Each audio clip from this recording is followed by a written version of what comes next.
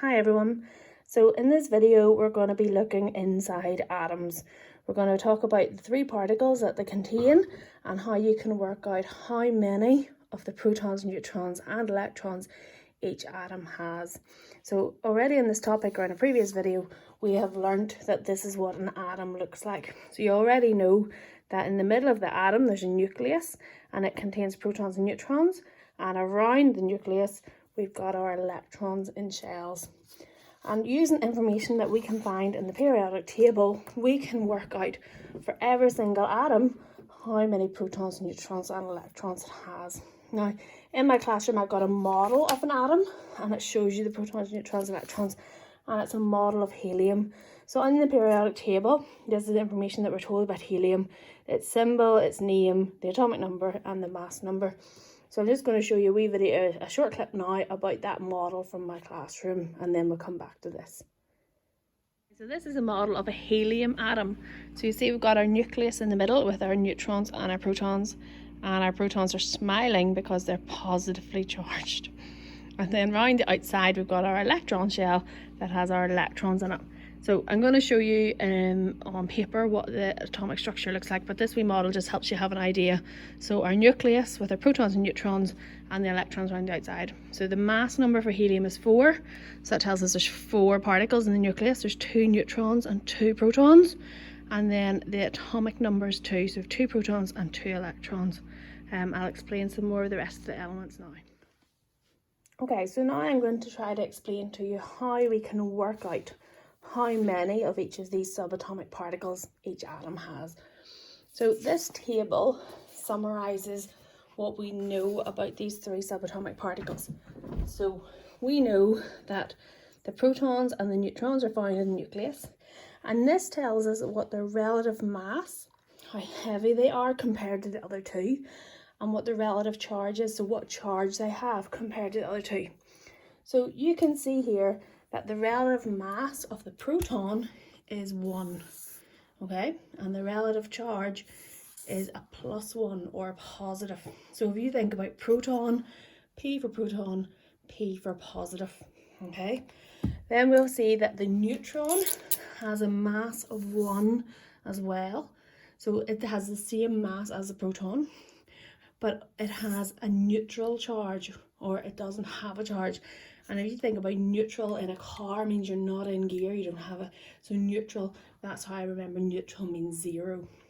And then for our last one, for our electron, you'll see that it has a mass of almost 0. So it's really, really light. It's around the outside electron, it's around the nucleus in the shells, and has almost a mass of 0. And then this one, that is a -1 charge. Okay, so that means that for the protons have a +1 charge and the electrons have a -1 charge. So it's the one that's really hard to remember, but if you remember protons, P for positive, and neutral is 0, and that means electrons the one that's left over to try and help you remember. But this bit here is important when we come to work out how many of each of them they have, because we'll use this information from the numbers we get in the periodic table to tell us how many each atom has. Okay, so if we look at an example, this is what we get information about an element in the periodic table. So this is sodium. So for sodium, the information, we've got 4 bits of information. We've got the symbol, which is Na, we've got the name, and then we've got 2 numbers. And in your periodic table, somewhere in your periodic table, it will have a key. So in our Argon College periodic table, we've got the symbol, the name. This tells us that the atomic number is the bottom number and the mass number is the top number. If you're not sure, the way to remember it is that the atomic number is always the smallest. So think about A comes first in the alphabet. So it's the first number, alphabetical, it's the first number if you're working it out. So if you look at all of these elements, apart from hydrogen, all the other elements, the first number that you come to, the smallest number, is always the atomic number. It's always on the bottom, okay? So we've got sodium's atomic number is 11. And then the bigger number then, as we said before, is the mass number. So the mass number of sodium is 23. Now we can use these 2 numbers and think back to what we've learned about the relative masses and relative charges. So the atomic number tells us the number of protons. So we know, looking at this, how many protons sodium has already. That's the easy one to work out.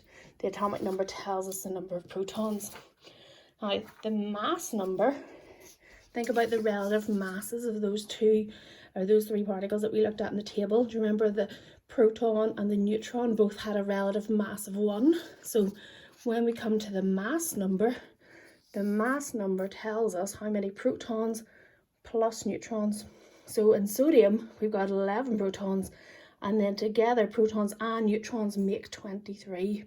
So you'll be able to work out from that then how many neutrons are, because you would just take the protons away from the mass number. So 23 minus 11 gives you 12 for the number of neutrons.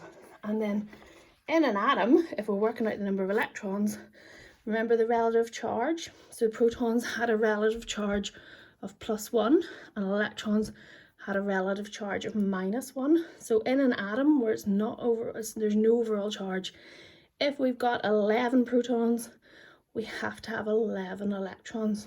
Okay, so from that we should be able to work out sodium has 11 protons. Now working out the neutrons, remember that was 23 minus 11, that's 12 neutrons, and the number of electrons is the same as the number of protons, so we've got 11 electrons. Okay, I'm going to do a couple of examples in this video. So the first one here is fluorine. I want you to pause the video and work out. Now here's a summary page I've done to help you summarize what we talked about. So if we're working out protons, remember it's the same as the atomic number.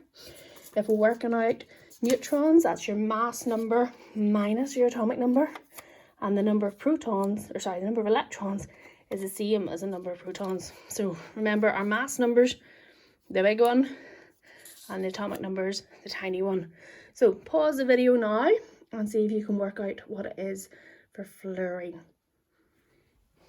Okay, so did you work out that fluorine had 9 protons, 10 neutrons, and 9 electrons? Okay, example number 2 is going to be silicon. Okay, so atomic number, mass number. I want you to work out how many protons, neutrons, electrons. I'll put this page here. Okay, so pause the video now and see if you can work it out. Okay, so did you get 14 protons, 14 neutrons, and 14 electrons? So when you took the 14 away from 28, you got the same number this time. Okay, our next example then is argon. I'm not going to put the blue page here to help you. I want to see if you can work it out this time without the blue page. So pause the video and see if you can work out how many protons, neutrons, electrons it has. Okay, so did you get 18 protons? Remember atomic number is the number of protons. Neutrons is the mass number minus the atomic number. So it's 40 minus 18, which is 22. And then electrons is the same as the number of protons. So did you get 18 electrons? Well done if you did. If you're not sure, you can rewind the video and watch it again. And then there are some examples in your booklet for you to do. There are 3 examples in your booklet for you to do. Okay,